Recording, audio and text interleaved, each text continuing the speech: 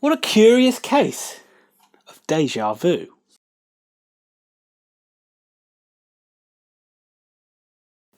So in this match, it was a League Cup match, and it was against the team that Oxford literally just beat a few days earlier. So it was home to Peterborough United again. So it's Oxford versus Peterborough, but as you can imagine, there's a whole host of changes for either side. Let's start with the Yellows, who've made 7 changes. These changes include Elliot Moore, Sam Long, Anthony Ford, Jamie Hansen, Mark Sykes, Robbie Hall and Malachi Napa coming into the side.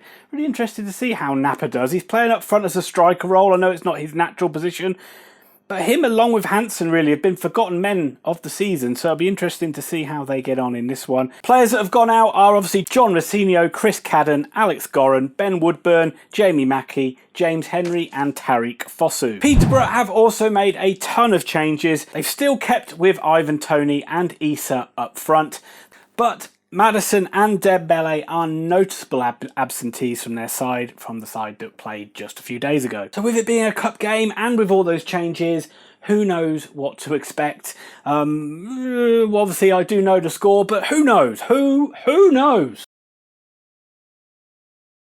So as I said at the start, a curious case of deja vu, playing the same side that you've just played in the league a couple of days later and getting the same result and the same goal scorer, because this one ended once again Oxford United 1, Peterborough United 0.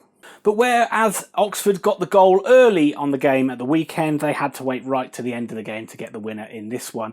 The game started up with very much Peterborough on the front foot. They were the ones looking to get an early goal, much more than Oxford.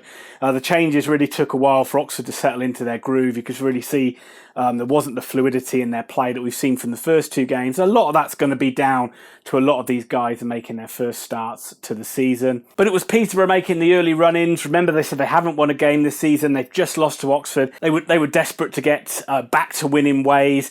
And it was their main man, Ivan Toney, that was causing all the problems at the start of this game. First, he had a goal disallowed when he got the wrong side of Elliot Moore and scored with a header. But luckily for Moore, he was judged offside because he really got caught out badly on that one. A few minutes later, he'd pulled away from Moore again, took the ball down beautifully on the chest, only to fire a well-hit shot, but unluckily for Oxford, it was well over the bar. And he was a constant threat. They were always looking to get the outboard to him. They continued to play very direct like they did at the weekend, making him very much the focal point. And he had 2 or 3 shots in the first half. He did force Eastwood into making a good save as well. What of Oxford? Well, there wasn't much of Oxford to really talk about. They very much struggled with their passing, and they very much struggled with a focal point. And I do feel sorry for Malachi Napa. He looked lively, certainly was up for the game, but that's not really his position of what the very, very little sample size that we've seen of him. He's probably more of a wide player or more of an attacking midfielder rather than being asked to lead the line. He wasn't very good at holding the ball up, and obviously he's up against 2 huge centre-backs. Wasn't winning a lot in the air. But unfortunately, after 20 minutes, that was it for Napa. He did actually hold the ball up for once, but miscontrolled it. He then got hit by a Peterborough guy coming in. Yeah, and he stayed down, and he was in clear pain, and then the physio came on and helped him up, and he looked like he was going to get up, but then collapsed straight away, in pain, had to come off on a stretcher. Not a nice sight, and we do know, obviously, from looking in the future, he hasn't played again since that point. It was a broken leg, which the challenge didn't look that bad. I know Robinson's called it a horror show challenge, but it was a little bit innocuous, really bad, and really unlucky for Napa to see him go down. I mean, it's just a player. He's almost been like a forgotten man of the season, really, hasn't he? Because we haven't seen or heard from him anything since. And yeah, so I don't know what the future's going to hold for him, because, you know, no one likes to see that. And because of that bad tackle, what often happens in games is it sucked the life out of it a little bit. Everything went a bit dead and things just coasted along a little bit. Oxford did get a little bit better, to their credit. They brought Ben Woodburn on instead of Napa. Even back then we were talking about striking problems. And he sort of played as like a false 9. So it made everybody in midfield a lot more fluid to run in around Woodburn. It did make Oxford a lot better, and the connectivity between the midfield was actually pretty good. And we played some good football, which was nice to see. But once again, won the ball, went into the final third. And shots on goal were at a premium. There was only really one shot that I can remember on target for Oxford in the first half. It was a very weak shot by Sam Long, which Christy Pym had no trouble collecting. So we went in at half-time 0-0. Hopefully a better game in the second half.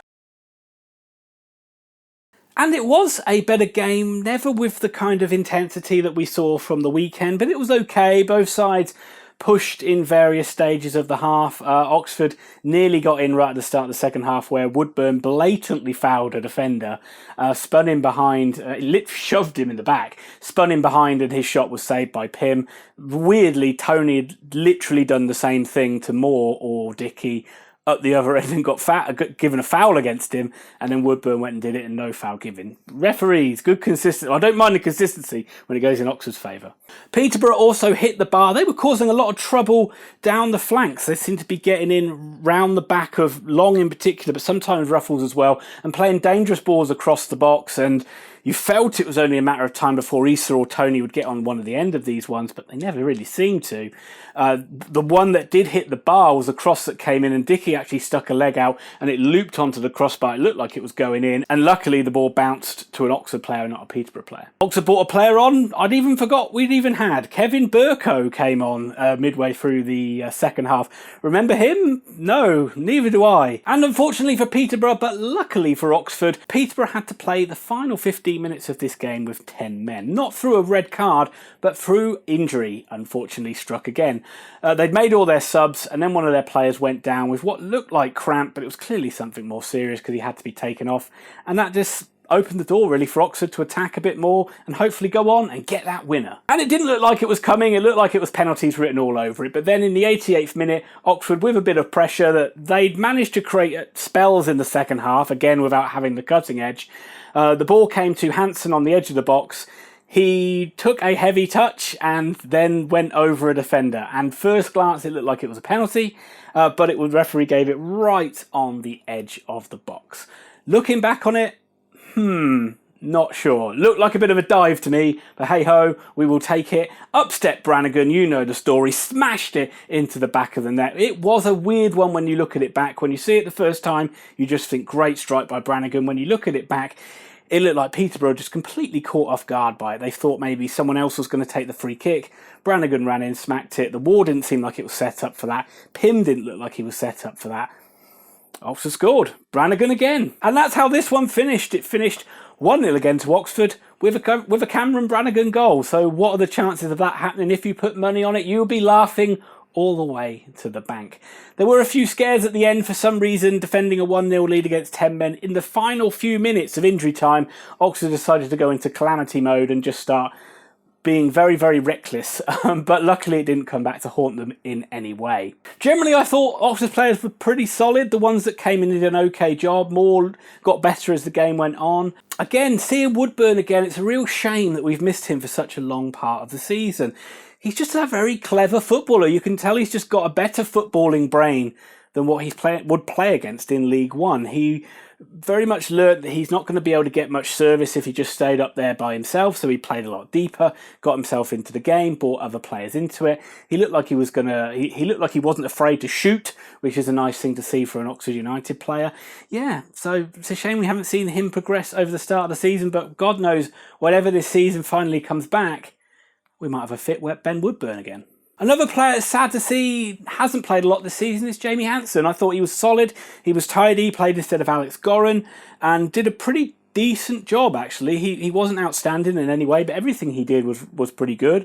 Looked like he got an eye for a pass as well. And again, this might be another player that we lose and never see again without ever seeing the best of him. So Oxford take back-to-back 1-0 wins against Peterborough. The next game I'm going to review is our away trip to Blackpool. After an unbeaten start, what could possibly go wrong in this one? And that'll just about do it for this review. I hope you enjoyed it, and if you did enjoy it, please hit that like button. It will help me so much, especially during this time when there is no new football to talk about. And if you generally like the content on the channel, think about subscribing, and if you do subscribe, hit the notify bell so you don't miss out on any future videos. I'll be back very soon in some capacity with Thomas doing some sort of video, and I'll be back for another Oxford United review, a retrospective review at the weekend. And remember, if you're looking for detailed football analysis, you're probably in the wrong place.